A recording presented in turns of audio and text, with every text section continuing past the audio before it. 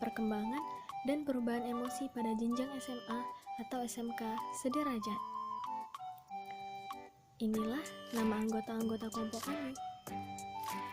Baiklah, peserta didik. Peserta didik merupakan salah satu dari komponen pendidikan yang tidak bisa ditinggalkan. Karena tanpa adanya peserta didik, tidak akan mungkin proses pembelajaran dapat berjalan.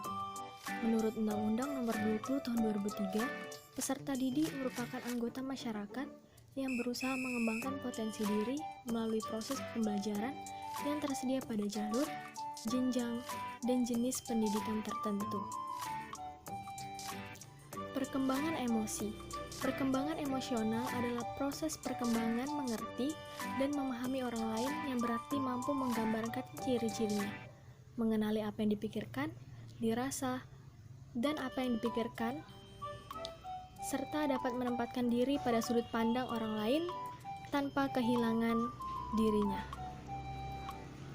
Lalu, perkembangan emosi menurut Suyadi adalah dalam artian yang sederhana, yaitu luapan perasaan ketika anak berinteraksi dengan orang lain. Sedangkan menurut Umar Fahrudin, perkembangan emosi adalah proses yang berjalan secara perlahan dan anak dapat mengontrol dirinya ketika menemukan self-comforting behavior. Selanjutnya yaitu terdapat permasalahan-permasalahan yang muncul. Yang pertama, peserta didik tidak dapat mengendalikan emosi saat menghadapi masalah. Yang kedua, peserta didik tidak mampu bertindak sesuai keinginan tanpa harus diarahkan guru. Yang ketiga adalah peserta didik tidak tertarik mempelajari ilmu sains maupun sosial apabila guru tidak kreatif dan juga inovatif.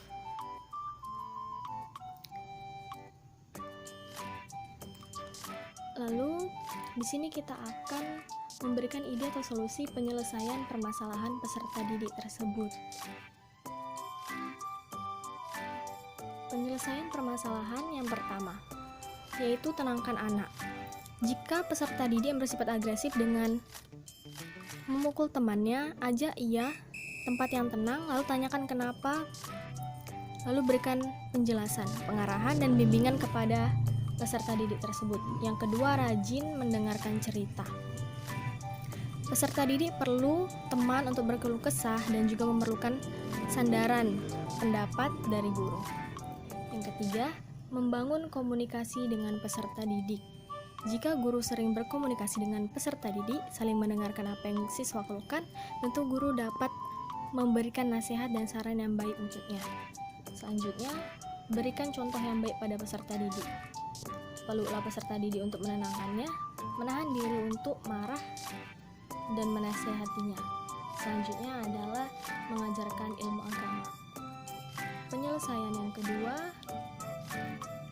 untuk masalah yang kedua, yaitu yang pertama, gunakan prior knowledge.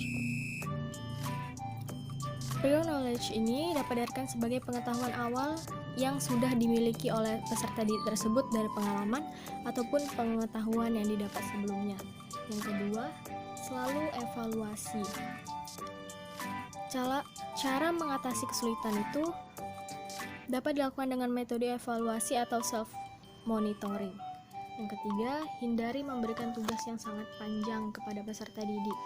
Yang keempat, ajak peserta didik aktif berpartisipasi.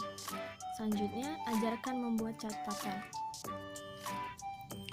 Lalu, pendekatan personal, metode resiprokal, dan bentuk kelompok belajar.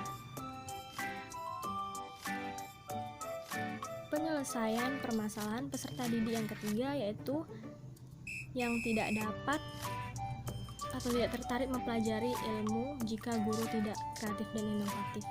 Yang pertama, coba untuk memvariasi metode pembelajarannya. Yang kedua, berusaha untuk mencintai guru. Yang ketiga, meningkatkan rasa ingin tahu terhadap pelajaran. Yang keempat, nikmati proses dalam setiap pembelajaran. Dan yang terakhir adalah mencari guru privat atau tutor. Karena misalnya peserta didik bosan dengan cara penyampaian pelajaran dari guru sekolah, peserta didik bisa mencari guru privat atau tutor di luar sekolah.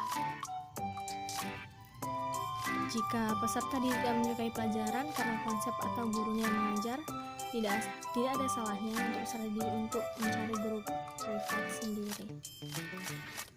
Kesimpulannya yaitu perkembangan emosi mereka bergantung pada faktor kematangan atau faktor belajar, gangguan kecemasan, rasa takut, dan faktor-faktor eksternal yang seringkali tidak dikenali sebelumnya. Lalu, guru sangat berperan penting dalam perkembangan emosi peserta didiknya. Karena dengan peran dari seorang guru akan membentuk kepribadian dan karakter siswa atau peserta didik menjadi baik, dan juga siswa akan hidup di tengah-tengah masyarakat yang baik. Itulah cukup sekian yang dapat saya sampaikan.